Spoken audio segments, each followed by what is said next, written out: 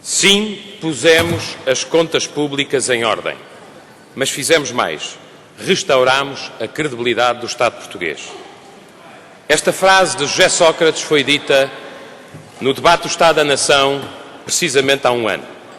Um ano depois, Portugal tem o maior endividamento de sempre, a maior carga fiscal de sempre, a maior despesa pública de sempre, o maior desemprego de sempre. Um ano depois, Portugal é uma nação em que a esperança é cada vez mais rara e em que os vexames internacionais são cada vez mais frequentes. A forma como o Primeiro-Ministro conduziu o país até aqui. Revisitar aquela sua proclamação.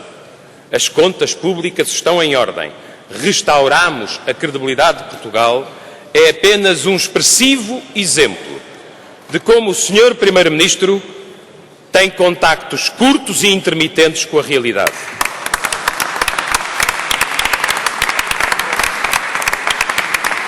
Sr. Primeiro-Ministro, alguém tem de lhe dizer que o senhor é o político errado para esta hora difícil.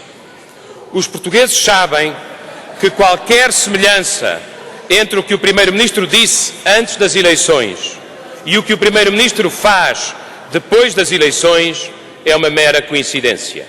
Na verdade, o senhor mentiu sobre o valor do déficit, subestimou a questão do endividamento, ludibriou quanto aos impostos, iludiu sobre o TGV, as autoestradas e o aeroporto, pantominou sobre os fundos comunitários na agricultura, errou na avaliação dos professores, facilitou no Estatuto do Aluno, enganou nas leis penais, incumpriu quanto ao reforço da polícia, negou o que dissera nas prestações sociais e, como todo o país sabe, fantasiou na escute.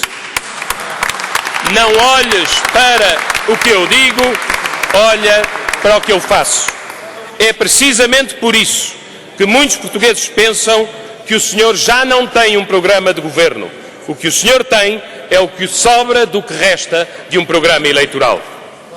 Como sabe, há quem diga que é possível enganar muita gente pouco tempo ou enganar pouca gente muito tempo. O senhor foi mais longe e quis enganar toda a gente ao mesmo tempo. É por isso que em Portugal, hoje, os satisfeitos são poucos e os desiludidos são imensos. São os jovens cada vez mais desamparados quando procuram um emprego. São os casais desempregados a quem aceitou dar e logo retirou um apoio melhor. São os idosos a quem penalizou na pensão e vai penalizar nos remédios. São os doentes a quem prometeu uma unidose que nunca chegou. São as misericórdias com quem nem negociou nem assinou o contrato que anunciou. São as PMEs sufocadas entre o crédito que já não há e os impostos que vão chegar. São os aforradores a quem aumenta impostos e muda regras. São os contribuintes a quem vai aumentar os impostos 2 vezes em 6 meses. São os agricultores que desprezou, empobreceu e levou ao desespero. São os juízes a quem tira e põe férias, como quem tira e põe uma camisa. São as forças de segurança a quem nunca protegeu nem nos recursos nem nas leis. São os imigrantes a quem uma política laxista vendeu ilusões e por isso hoje 40 mil estão no desemprego. São os professores a quem nenhum outro político destruiu tanto o brio e a motivação. E são até os funcionários, generosamente aumentados em ano eleitoral, mas hoje mira e alvo do PEC 4, sejam bons ou sejam maus no seu serviço. E por aí fora, Sr. Primeiro-Ministro, estes portugueses nunca mais acreditarão na sua palavra. O Governo que não foi capaz de reconhecer os problemas antes das eleições e não é capaz de cumprir a sua palavra depois das eleições, tem um Primeiro-Ministro que pratica o autoelogio como religião pessoal, a um ponto que deixa estupefactos, quando não indignados, os portugueses que são prosaicamente realistas. O Sr. Primeiro-Ministro já disse que Portugal é campeão na retoma, que Portugal é campeão na saída da recessão, que Portugal é campeão no crescimento e que Portugal é campeão nas reformas. Olhe, Sr. Primeiro-Ministro, ano e meio depois de ter anunciado a retoma, não chegou nenhuma retoma. Veja lá se Portugal não vai ser o único país da zona euro a entrar outra vez em recessão, depois de todos os outros saírem da recessão. Se Portugal crescer 0,9% este ano, 12 países da zona euro vão crescer mais do que nós.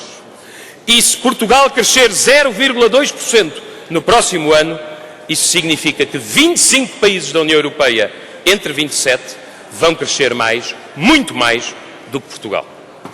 Se as reformas estivessem feitas, Portugal não seria, como é hoje, campeão no desemprego, campeão no endividamento, campeão na despesa, campeão no desperdício, campeão nas falências, campeão no facilitismo e campeão na injustiça social.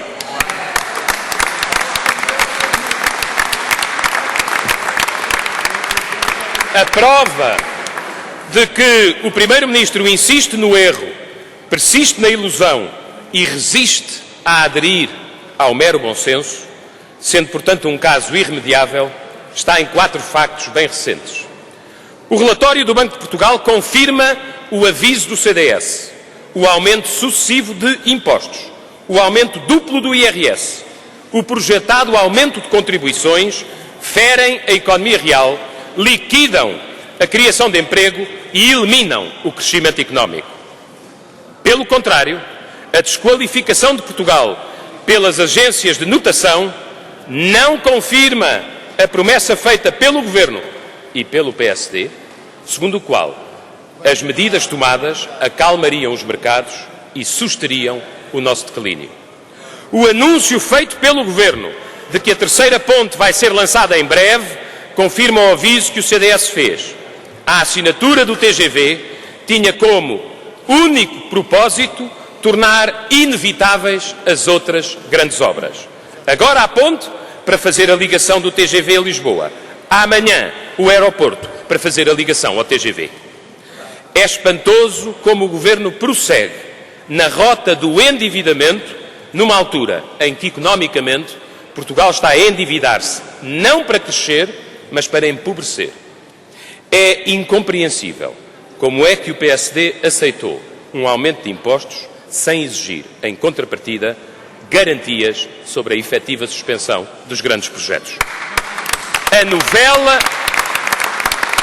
novela da escute não confirma a promessa de bom senso feita pelos partidos do PEC. As estradas de Portugal, se não estão em ruptura, estão perto. As escute custam oficialmente 540 milhões de euros ao contribuinte. Ainda assim, com todos os sinais de alerta bem visíveis, PS e PSD trocam alegremente descontos, isenções e exceções, de modo que metade do segundo aumento do IRS vai direitinho para pagar as isenções, as exceções e os descontos na escute. Ainda hoje, perante uma proposta estruturada do CDS para reduzir não a despesa social, mas a despesa do Estado Administração, do Estado Empresa, do Estado Aparelho, em mais de 1.000 milhões de euros, o Sr. Primeiro-Ministro, aos costumes, disse nada. Fica bem à vista que o aumento do IRS é uma escolha do Governo, não é uma inevitabilidade para Portugal.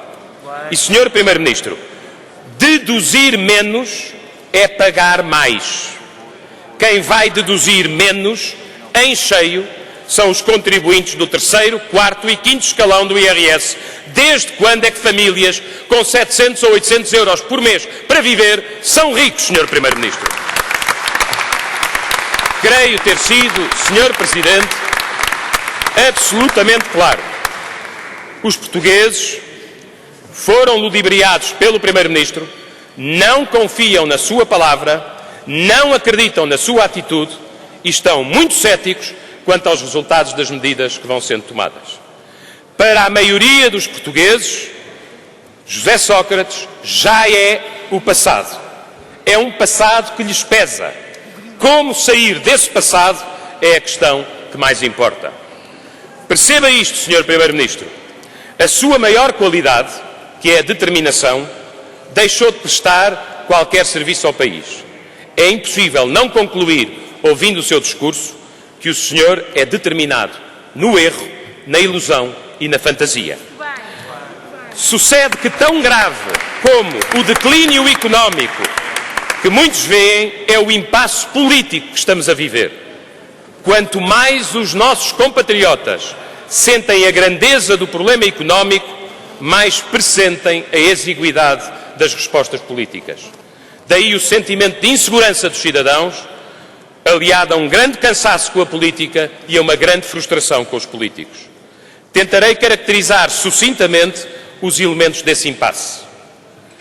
Os portugueses sabem que, perante uma profunda crise económica, temos um mau governo. Apesar da desconfiança do país neste governo, o Primeiro-Ministro não vem aqui colocar uma moção de confiança pela simples razão de que teme perdê-la e ser confrontado com a vontade popular. Em alternativa, qualquer moção de censura apresentada nesta Câmara não prospera pela simples razão de que o PSD salvará o governo. PS e PSD fazem juntos tudo o que o governo quer, mas não querem estar juntos no governo. O Primeiro-Ministro está tão descredibilizado que dificilmente conseguirá fazer uma remodelação que ofereça ao governo um novo fôlego. Quem, entre o pessoal de qualidade no país, aceitará dar caução a um Primeiro-Ministro que já é passado? Enquanto o país económico pode estar a caminho, de uma recessão, o país político pode estar a dirigir-se para um absurdo. Vem aí o Orçamento de Estado. Será votado quando o Parlamento já não pode ser dissolvido.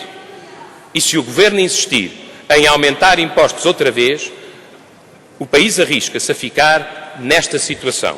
Nem tem orçamento, nem pode ter eleições.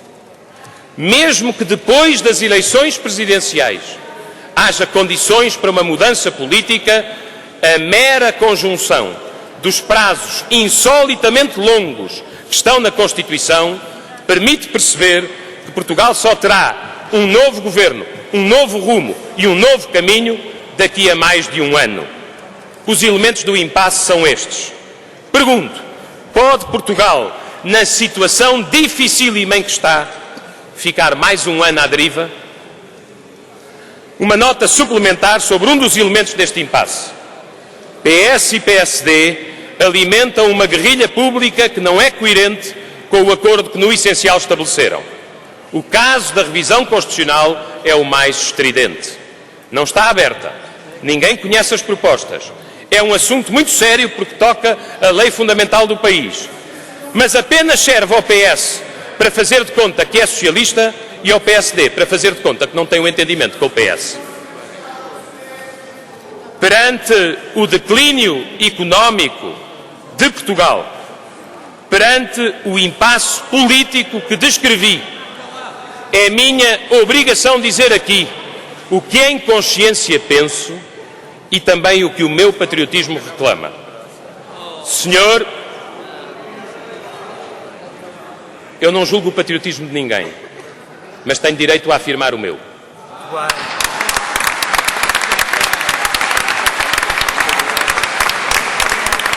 Senhor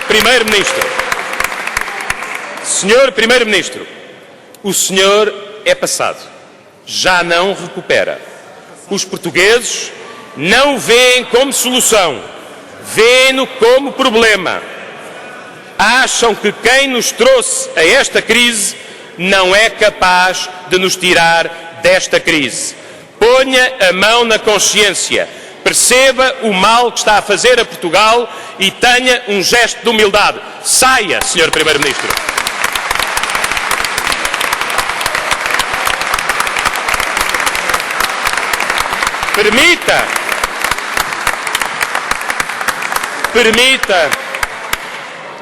Permita que o seu partido escolha outro Primeiro-Ministro. Escolham alguém moderado, credível e com os pés assentes na terra.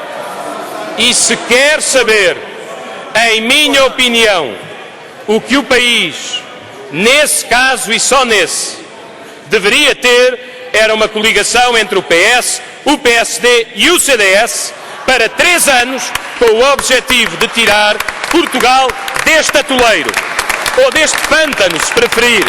Mas isso consigo, Sr. Engenheiro José Sócrates, não é simplesmente possível. De certo, o país apreciaria uma garantia de estabilidade e um exemplo de patriotismo. De certo, as instituições internacionais apreciariam, neste tempo excepcional, uma verdadeira solução excepcional.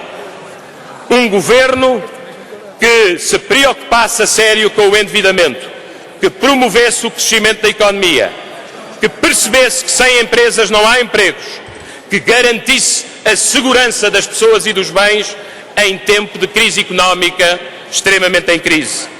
E que, quanto ao Estado Social, percebesse que muito mais importante do que salvar o Estado é salvar o social. E para isso é preciso recorrer a toda a sociedade civil que se empenha em fazer trabalho social com os desfavorecidos em Portugal. Senhor Presidente, Senhor Primeiro-Ministro, disse o que em consciência penso. Faço-lhe, é certo, um pedido difícil, mas ofereço, em contrapartida, uma solução que é duradoura. Já não era, como diria o professor Adriano Moreira, mau começo para o futuro, porque ao presente não vejo remédio.